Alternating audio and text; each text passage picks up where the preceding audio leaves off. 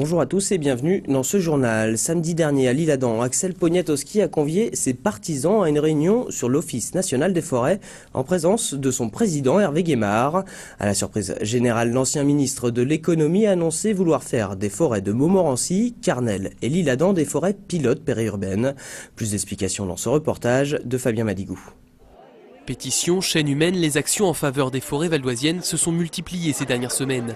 Élus et riverains s'inquiètent notamment des coupes rases qui s'y pratiquent. En invitant Hervé Guémard, le président de l'Office national des forêts, à une réunion de son association Union pour le Val d'Oise et la Ville Nouvelle, Axel Poniatowski a voulu apporter sa pierre à l'édifice. Nous considérons qu'il y a une exploitation un peu trop intensive qui est faite sur les forêts. C'est la raison pour laquelle, d'ailleurs, beaucoup des communes du Val d'Oise ont voté pour que ces 3 forêts domaniales soient mises en forêts dites de protection. Que ça puisse être, bien sûr, pour les Valdoisiens et les Franciliens, avant tout un lieu de promenade, une espèce de poumon d'air dans la région Île-de-France.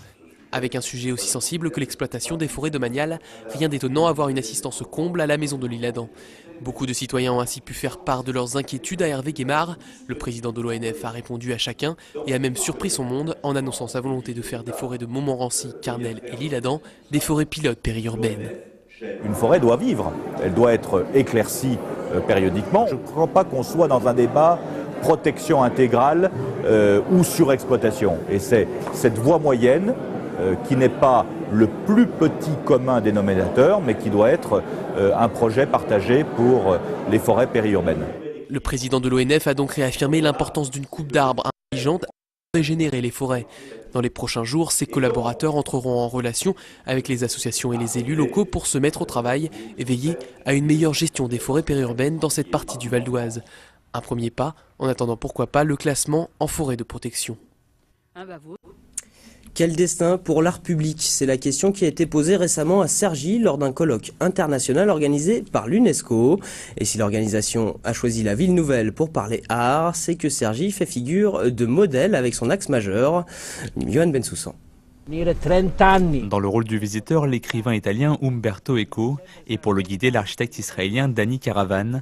Une scène qui remonte à novembre 2009. Ce jour-là, les deux amis visitaient cette passerelle rouge vif, la dernière pièce de l'œuvre monumentale de l'axe majeur. 30 ans après sa construction, ces 3 km de long sont devenus un des symboles de Cergy-Pontoise, un destin qui surprend encore aujourd'hui son concepteur.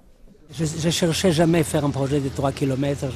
Je n'ai jamais décidé d'accepter un projet pour la dimension. Je ne savais pas qu'est-ce que c'est, axe urbain.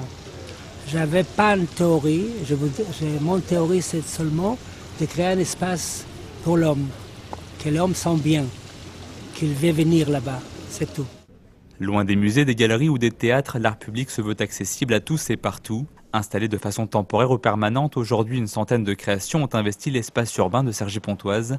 Plus qu'une réflexion sur l'art dans la ville, pour Dominique Lefebvre, le président de l'agglomération, il s'agit là d'un choix politique pour donner une identité à ce territoire.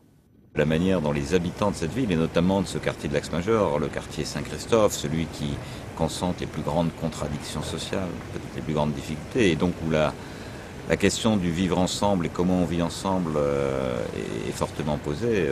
Là, on voit bien tout le rôle que joue l'art public urbain. La beauté de ce lieu, je crois, les conforte, les aide à vivre. Rendre l'art visible à l'ensemble de la société, le pari a un coût. Par exemple, avec ses lignes droites et géométriques, l'œuvre de l'axe majeur aura demandé un investissement de 15 millions d'euros. Beaucoup moins onéreux, la dernière création d'un artiste japonais, un mirador en bois qui surplombe la plaine des Linandes. À plus long terme, l'avenir, c'est aussi l'implantation du Centre national de conservation des patrimoines pour 2015. Une installation prévue à Neuville, dans le prolongement exact de l'axe majeur. Et pour être complet, sachez que le livre La saga de l'axe majeur vient de paraître aux éditions Beaux-Arts.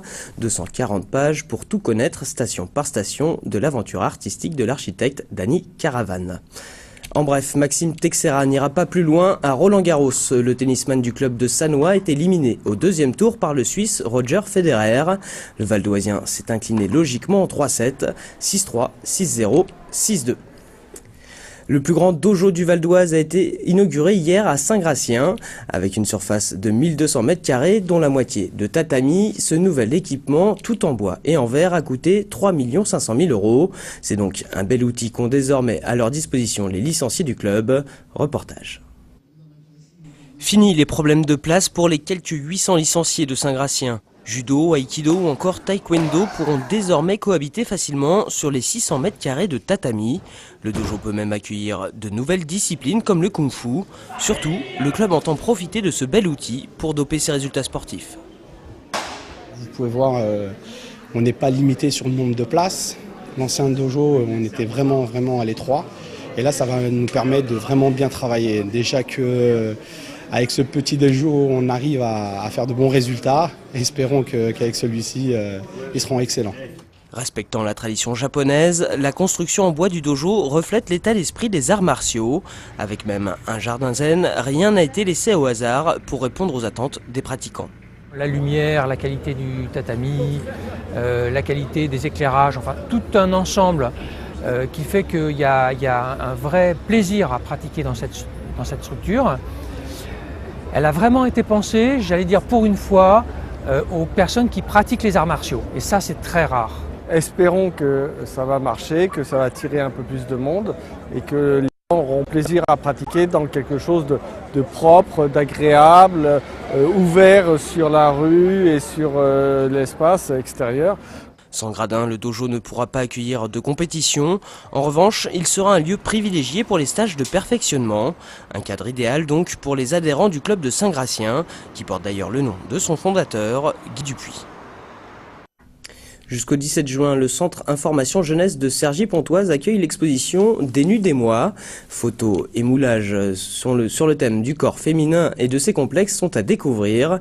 Le but de la manifestation est de proposer une réflexion sur la perception du corps à travers le regard de plusieurs artistes. À noter que l'espace d'exposition nouvellement créé au CIJ a pour objectif de permettre aux jeunes créateurs valdoisiens d'exposer et de promouvoir leur travail. Pour plus d'informations, vous pouvez contacter directement l'accueil du Centre Information Jeunesse situé Place des Arts à Cergy. Voilà, ce journal se termine. Merci de l'avoir suivi. L'info continue sur vonews.fr. À demain.